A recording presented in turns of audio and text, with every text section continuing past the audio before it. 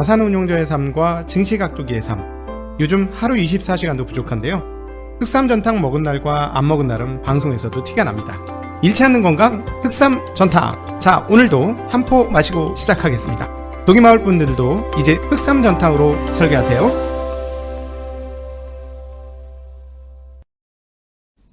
가기사는 증시각도기. 안녕하십니까, 증시각도기 시청자 여러분, 투자자 여러분. 네, 7월 29일 목요일 아침이 멋지게 밝았습니다. 네, 어제 저녁부터 약간 기온이 떨어지는 흐름들이 보입니다. 자, 1주 반만 더 참으시면 될 것 같아요. 네, 1주만 잘 참으시면은 네, 이 폭염이 조금 한풀 누그러지지 않을까 한 기대를 해봅니다. 자, 미국 시장은 폭염이었습니다. 기업들 실적은 정말 어마무시한 그런 흐름들을 보여줘서 좋을 것이라고 예상을 했습니다만, 이런 정도까지야 할 정도로 엄청난 실적을 발표했습니다. 한 회사가 아니고 거의 모든 회사가 미친 실적을 나타냈고요. 그냥 미친 실적 퍼레이드다, 이렇게 표현하는 게 맞을 것 같고, 그럼에도 불구하고 주가는 빠졌습니다. 뭐 나스닥은 올랐습니다만 다른 두 지수는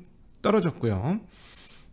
그리고 또 중국 기업들이 거의 급등 또는 폭등했습니다. 디디 같은 경우는 10% 올라왔으니까 폭등했다고 표현해도 될 것 같고요.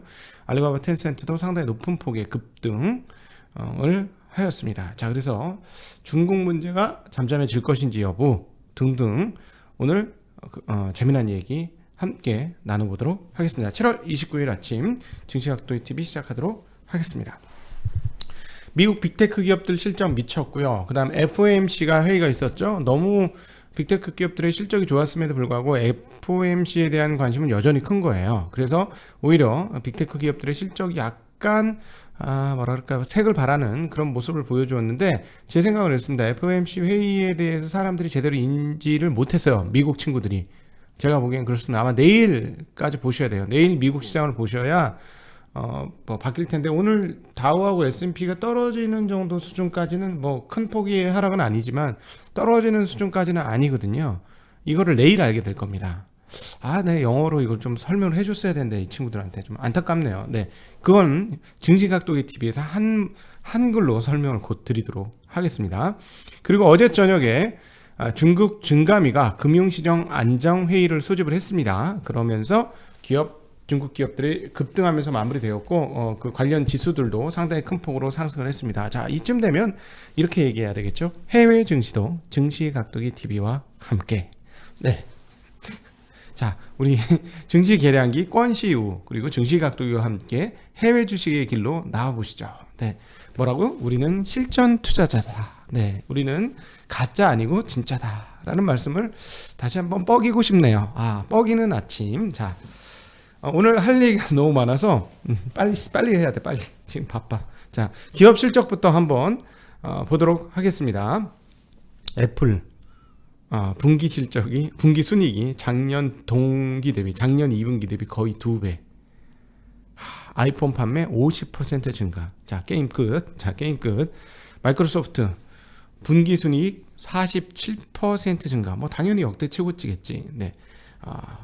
그 다음에 알파벳 순이익 3배 증가. 미쳤지. 진짜 유튜브 광고 수익도 어마무시하게 늘어나고 있어요. 자, 페이스북 구체적인 그 흐름을 한번 페이스북 볼까요? 왜냐하면 페이스북은 조금 특별하게 보셔야 될 것 같아서요. 2분기 매출이 290억 8천, 그러니까 거의 291억 달러 매출 찍었는데요. 작년도 얼마야? 186억 달러. 100억 달러가 더 늘었어요. 10조가 분기 매출이. 미쳤죠. 다 예상치보다도 뭐 당연히 높게 나왔고요. 광고 매출이 그 286억 달러로 한 해 전보다 56% 늘어났습니다. 그래서 당연히 분기 주당 순이익도 그 전년 대비 약 2배가 늘어났습니다. 51억 달러에서 104억 달러로 분기 순이익이 2배 늘었어요. 그럼에도 불구하고 페이스북은 지금 시간의 시장에서 낭떠러지 떨어지고 있는데요. 왜 그러냐면 어떤 발표를 했냐면 실적 발표를 하면서 아이폰이 요즘에 어떤 그 앱을 쓸 때 뭐 이렇게 뜨잖아요. 이렇게 허용하겠습니까? 자기의 위치 추적 이런 거 허용하겠습니까? 이런 게 뜨잖아요. 그러니까 그게 유저 프라이버시 보호 프로그램인데 이 그거로 인해서 올 하반기 매출 증가가 상당히 둔화될 것이다라고 예상을 하고 있습니다. 그래서 시간의 시장에서 꽤 크게 지금 페이스북이 빠지고 있습니다. 자, 그리고 재미난 어제 그 기술주들이 다 대체적으로 좋았는데요. 그 중에 가장 좋았던 거는 AMD예요. AMD가 주가가 어마무시하게 많이 올랐거든요. AMD가 7.58% 올랐는데 그 내용을 한번 살펴볼게요. 가이던스를 상향했습니다. 3분기 전망이 매우 좋을 것이다 라고 가이던스를 상향했는데 그 핵심 경쟁사 인텔의 엿을 매기셨죠. 핵심 경쟁사 인텔은 아직 AMD 제품 대비 경쟁력을 확보하지 못하면서 점유율을 상실하고 있다 이렇게 얘기했어. 아씨, 야 인텔 그 참 어제 인텔이 그 인텔 칩 새로운 그 가이드 로드맵을 제시를 했죠. 그거 간단하게 말씀드리면 지금 오늘 할 얘기 너무 많다. 이거 어떡하지? 그 기존의 제품 라인 우리가 이제 나노 단위로 하던 거를 자기네 인텔 7, 인텔 4, 인텔 3, 인텔 2 이렇게 할 거라고 예상을 했고요. 얘기를 했고요. 그다음 또 하나 앞으로 이제 그 이름 까먹었다. A로 시작하는데 그래서 20 나노보다 한 단계 더 낮은 그걸로 이제 인텔 20 그거를 하겠다고 했어요. 옹스트롱 발음 다 옹스트롱을 하기로 했어요. 근데 거기까지가 문제가 뭐냐면 이미 다 하는 거야. 지금 EUV 3나노 공정에서 하겠다는 거를 그렇게 얘기를 했는데 하나 달라진 것은 기존에 이제 슈퍼팻 공정에서 게이트 올 어라운드는 3나노 이하에서 이제 시작을 하잖아요. 삼성도 그렇게 할 건데 이제 여기에서는 리본핀을 하겠다라고 얘기를 했고 그 다음에 그 파워 비아라는 거를 하기로 했습니다. 이거가 2023년도 이후로 적용이 될 거로 보여지는데요. 이 파워 비아는 가장 색다른, 그래서 역시 팩 겔싱어라는 전문 엔지니어가 사장으로 들어가고 나서 변화되는 모습을 보여주는데 바로 그 앞단까지는 이미 AMD라든가 인텔 등이 이미 모두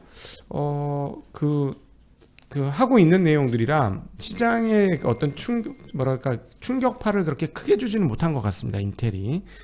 그러면서 이제 AMD가 이런 얘기까지 하다 보니까 AMD 주가는 폭등, 인텔은 하락했습니다. 그러니까 사실은 인텔 입장에서는 상당히 지금 좀 엿먹은 거죠.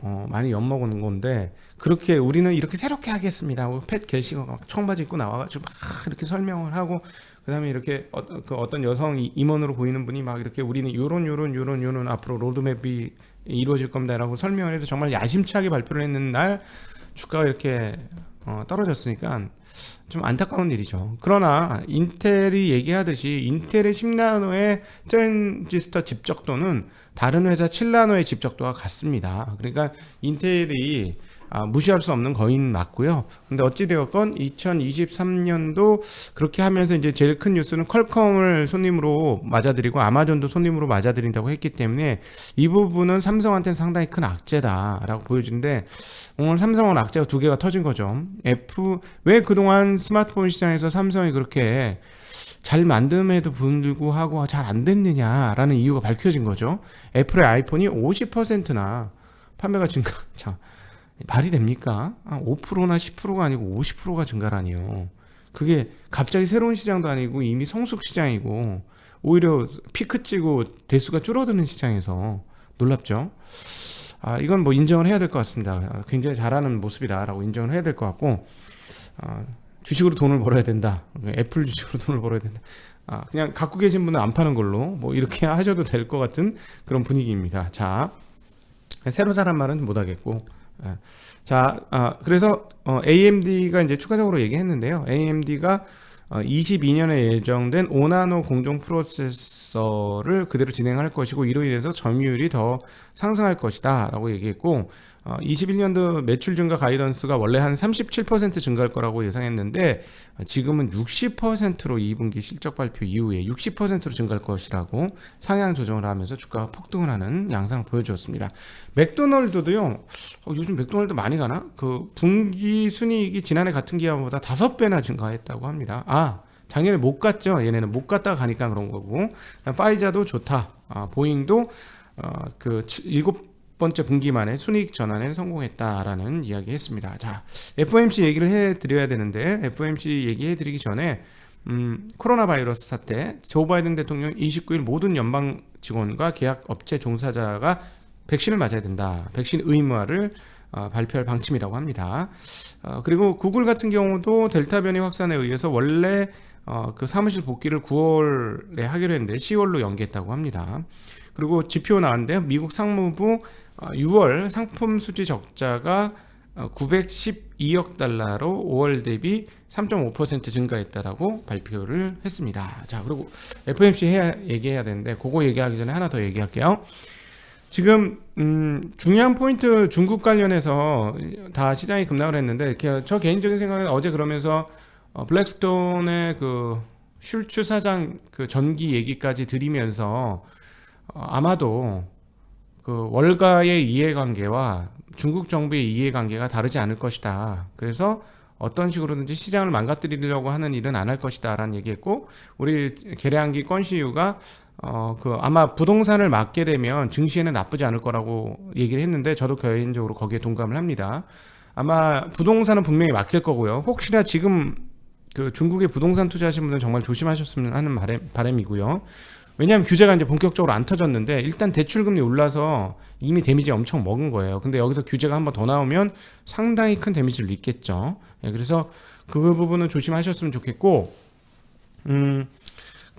이렇게 했다는 건 시장을 무너뜨리진 않겠다는 그 의지를 보여준 것이라서 그 폭락이 오히려 매수의 기회가 되었다라는 거 아마 시간이 지나면 확인되지 않겠는가 하는 생각을 가지게 됩니다. 그래서 중국 시장은 그 걱정하는 것처럼 붕괴로 가는 그런 과정은 아니었다라고 정리해 보면 될 것 같고요. 자, 이제 중요한 FOMC 시간 다 갔네. 자, 어떤 얘기를 했느냐? 기존에는 800억과 400억 국채와 모기지 담보 채권을 계속 지속해서 늘릴 것이다라고 얘기를 했었는데, 경제가 이러한 목표를 향해 진전을 이루었다라고 표현이 새롭게 들어갔습니다. 즉 뭐냐면 지금 요것 때문에 시장에 빠진 거예요. 미국 시장. 이제 이제 돈을 뿌리는 것이 진전이 이루어졌으면 그 다음 단계는 뭐다? 테이퍼링이 있구나 라고 생각을 한 거예요. 앞서 생각한 거죠. 근데 조금 더 계속 추적을 해서 주의 깊게 봤다면 그 정도는 아니었을 텐데 조금 그런데 그 위원회가 다가올 회의에서 진전을 계속 평가할 것이다라고 그랬어요. 이게 무슨 말이야? 이게 무슨 말이냐? 1,200억 달러씩 계속 채권을 사줘서 국채 MBS 각각 800억, 400억, 1,200억 달러를 계속 사줌으로 인해서, 즉 우리는 채권을 사서 우리가 돈을 주고 샀으니까 시장에 유동성을 공급해서 그 유동성 공급으로 인해서 코로나로 인해서 죽었던 경기가 회복됐다. 경제가 진전을 이루었다라고 우리는 이제 평가한다라는 거예요.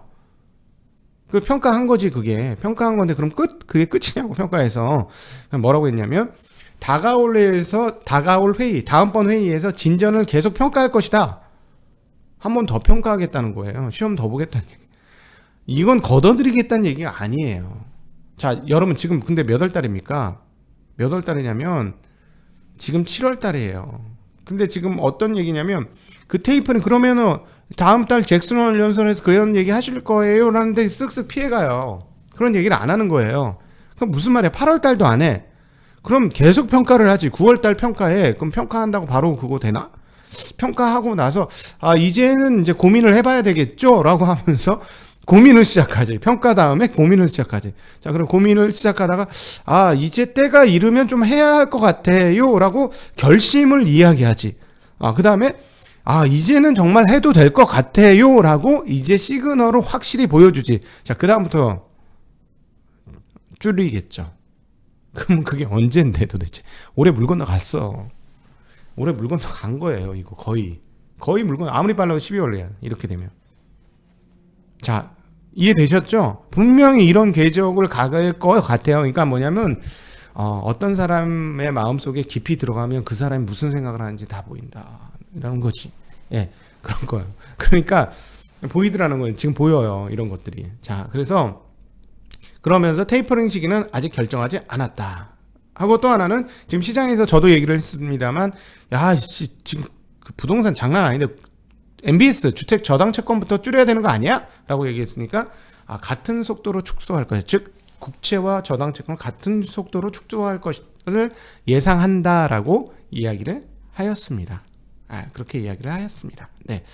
자, 그 하나증권의 김성수 애널 그 금리 동결을 한 것이고요. 그 애널 이야기를 조금 땡겨와서 얘기를 하면 그 가장 특징적인 건 상설 레포 창구인 스탠딩 레포 파실리티를 도입을 하겠다고 발표를 했습니다. 금리는 0.25%고 운용 한도는 5천억 달러라고 하였습니다. 자, 그러니까 이렇게 되면 그 은행권들이 조금 여유가 생긴 거예요. 이거 계속 이런 게 있어야 되지 않느냐라고 얘기했는데, 그 레포 시장이 그 수급에 따라서 너무 많이 흔들리는데 이걸 아예 떼어놓고 공급망을 만들어주겠다라는 거죠. 일종의 시장을 만들어주겠다라고 얘기를 한 것이기 때문에 이건 상당히 안정된 것이다라고 보실 수 있겠습니다.